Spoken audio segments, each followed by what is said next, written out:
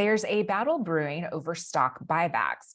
Last year, more than $922 billion was spent on corporate buybacks, setting a new annual record. The increased use of share repurchases has drawn the attention of both politicians and regulators. President Joe Biden singled them out in his recent State of the Union address. That's why I propose we quadruple the tax on corporate stock buybacks and encourage long-term investments. And business groups are going to court to block new disclosure rules on share repurchases. On this IBD Explains, we ask, what are stock buybacks and what are some of the pros and cons driving the current debate? And here with me to help break things down is IBD's own personal finance and management editor, Matt Krantz. So Matt, what are stock buybacks and why do companies use them? After companies make money, they have profit. And with the profit, they can do three things. They can give it back to shareholders in the form of a dividend, which is great because everyone loves free money. They can plow it back into the business, buy new equipment, buy new machines, buy more capital goods, or they can do a stock buyback. A stock buyback is basically when they take the profit and they buy the shares of their own company. And you might wonder, why would you ever want to do that? And there's a couple reasons why they might do it. One reason is they can't figure out any better place to put it.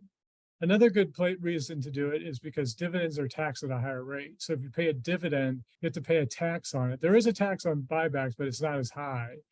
And it's also another great way for existing shareholders that own a bigger piece of the company. And we've seen a lot of debate around buybacks lately. Apple was the latest company to do this. But, they seem to draw a little bit of ire from the public. We have this proposal to start taxing these share repurchases. So why the anger around this? And are buybacks good business, or is it just a sign of greed or possibly an underlying issue going on with a company's financials? That's a great question. So basically, everybody wants the extra profit that companies generate. So employees want it. They want a fancy new office building. Or they want higher salaries. They want the money coming to them. The politicians want the money coming to them. And if they pay dividends with the extra money, they get paid tax on the dividends by the shareholders. But with the share buybacks, the regulators don't get the taxes and the employees don't get the fancy headquarters. The money goes back to the shareholders. And that kind of upsets people.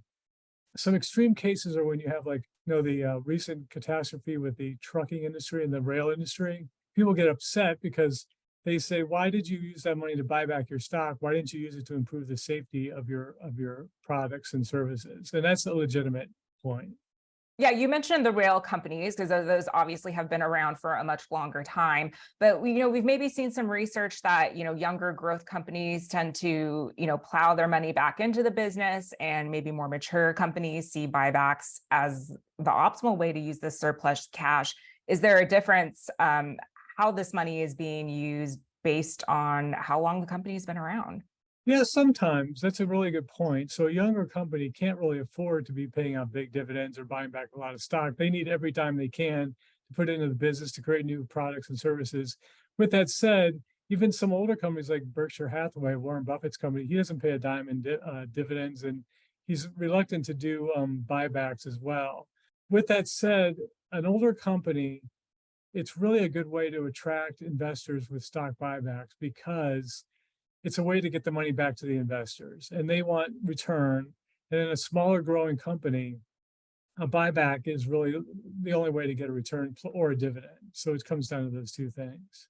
And you mentioned how shareholders can benefit from these buybacks, but are there any potential downsides that can come from these share repurchases?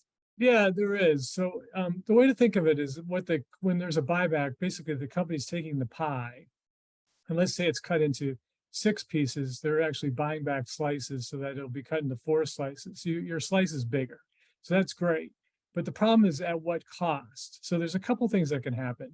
One thing, the company can forego investments that it really should be making in its business. And this is really important. And we saw this in the newspaper industry.